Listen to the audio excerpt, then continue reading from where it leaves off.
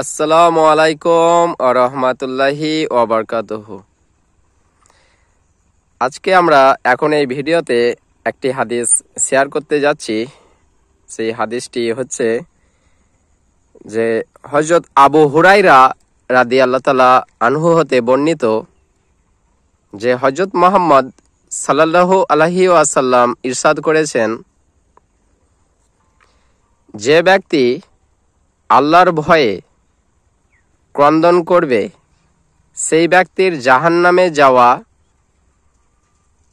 সেই রকম অসম্ভব জিনিস যেরকম কোনো গাভীর বাট থেকে দুধ দহন করার পর যেরূপ ওই দুধ পুনরায় গাভীর বাটে পৌঁছানো অসম্ভব সেরকমই।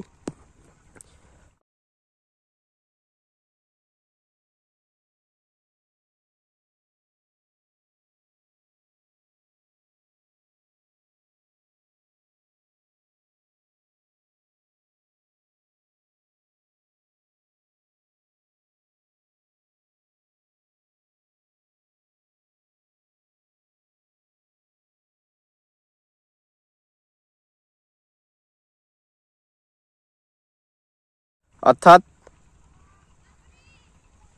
কোনো চতুষ্পদ জন্তুর, বিশেষ করে যেগুলো গবাদি পশু, সেইগুলোর দুধ দহন করার পর যেরকমভাবে পুনরায় সেই দুধ ফিরিয়ে দেওয়া যায় না, সেরকমই কোনো মুমিন ব্যক্তি যদি আল্লাহর ভয়ে ক্রন্দন করে তো ওই ব্যক্তির জন্য জাহান্নামে যাওয়া সেরকমই অসম্ভব।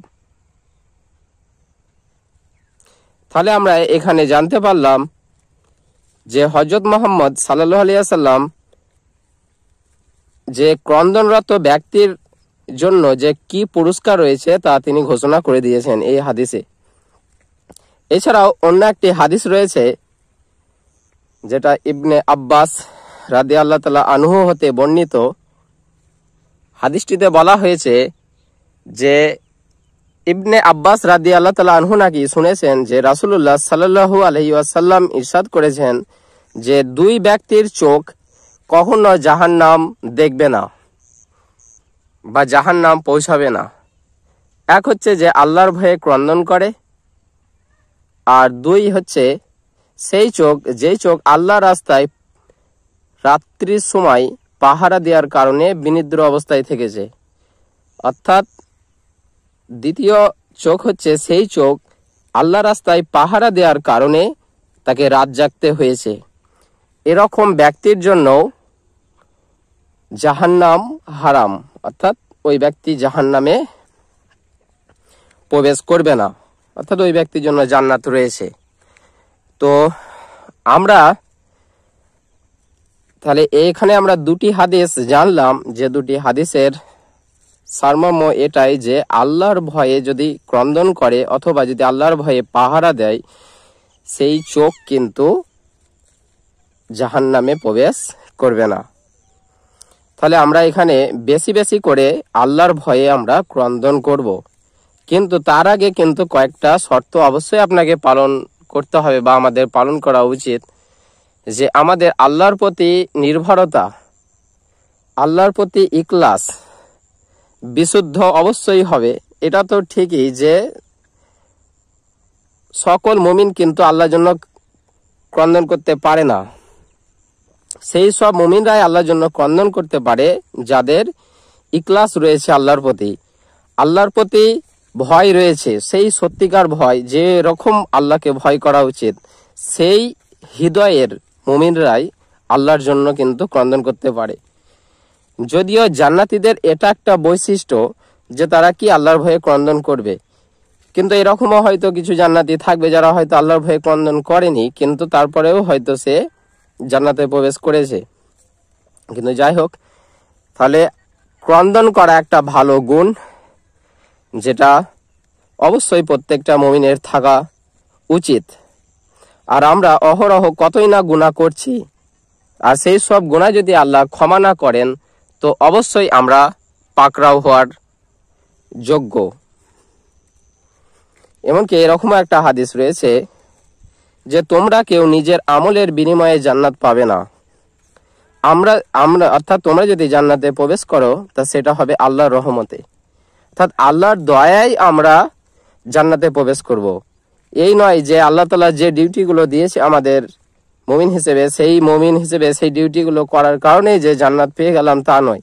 অর্থাৎ আমরা যে পৃথিবীতে এসেছি, পৃথিবীতে এসে হয়তো আমরা পাপ কাজে জড়িত হব অথবা নেকি কাজে জড়িত থাকব।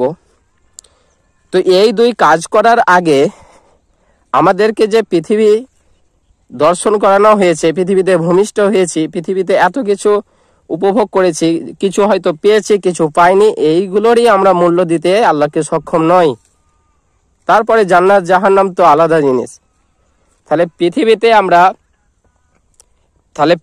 আমরা যে অবস্থায় এসেছি সেই অবস্থারই মূল্য দিতে আমরা সক্ষম নই মহান আল্লাহ তাআলাকে। তাই আল্লাহ তাআলার ভয়ে আমরা বেশি বেশি ক্রন্দন করবো। আর এটা তো অবশ্যই সার্টিফিকেট পাওয়ার মতো একটা জিনিস যে যদি আমরা আল্লাহর ভয়ে যদি ক্রন্দন করতে পারি তো অবশ্যই ওই ব্যক্তি জাহান্নামে কখনোই প্রবেশ করবে না। যেরকম কোনো গবাদি পশুর থেকে যে দুধ দহন করার পর যেরকম ওই দুধ আর পুনরায় ফিরিয়ে দেওয়া যায় না, সেরকমই যে আল্লাহর ভয়ে ক্রন্দনরত ব্যক্তির জাহান্নামে যাওয়া সেরকমই অসম্ভব। তো আমরা বেশি বেশি এই আমলটার দিকে অভ্যস্ত হব যে আমরা যেসব গুনাহ করেছি ওই গুনার জন্য আমরা আল্লাহর কাছে মাগফিরাত সহ আল্লাহর কাছে চোখের পানি ঝরাবো। শুধু মাগফিরাত চাওয়াটাই যথেষ্ট মনে করব না। আর আল্লাহ সেই হৃদয়কে খুবই পছন্দ করেন যে হৃদয় আল্লাহর উপর ভরসা করে, আল্লাহকে ভয় করে, আল্লাহর উপর বিশ্বাস রাখি, সেই সব হৃদয়ের মানুষকে আল্লাহ তাআলা কিন্তু পছন্দ করেন। তো আমাদেরকে বেশি বেশি এই আমলটি করার অভ্যাস রাখতে হবে। আমরা চেষ্টা করব ইনশাআল্লাহ। আর আপনারা এই যে মাঠের দৃশ্যটা দেখছেন, এটা আমি যে স্কুলে পড়াই আর কি, সেই স্কুলেরই পার্শ্ববর্তী একটা মাঠ। তো ভিডিওটা এখানে শেষ করা হচ্ছে। যদি ভালো লেগে থাকে তো অবশ্যই লাইক, শেয়ার, কমেন্ট করবেন। আর যারা চ্যানেলে নতুন অবশ্যই চ্যানেলটি সাবস্ক্রাইব করবেন। আর ইতিমধ্যে যারা সাবস্ক্রাইব করে রেখেছেন তাদের জানাই অসংখ্য ধন্যবাদ। জাযাকাল্লাহ খাইর।